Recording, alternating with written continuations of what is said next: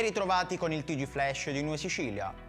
La famiglia di un insegnante di 37 anni di Gela, che è morta 24 giorni dopo aver ricevuto il vaccino AstraZeneca, ha ottenuto un indennizzo di 77.000 euro dal Ministero della Salute. L'avvocato della famiglia di Zelia Guzzo, Valerio Messina, ha dichiarato che i periti nominati dalla procura hanno stabilito che la morte era stata causata dalla somministrazione del vaccino. La divisione amministrativa sociale dell'immigrazione della questura di Messina ha eseguito una capillare attività istruttoria che ha portato alla sospensione della licenza del locale di Villafranca Tirrena.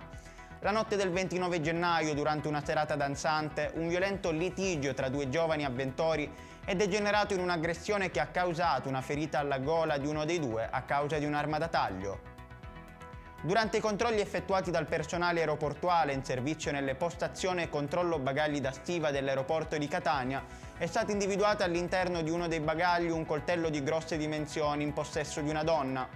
La passeggera è stata pertanto denunciata in stato di libertà alla locale autorità giudiziaria per il reato di porto di armi od oggetti atti ad offendere. I carabinieri di Palermo hanno eseguito un'ordinanza cautelare contro l'ex responsabile del servizio di prevenzione e protezione dell'Assemblea regionale siciliana Giuseppe K.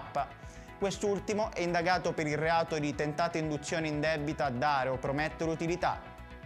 Ed è tutto per questa edizione, il prossimo appuntamento sarà alle ore 14.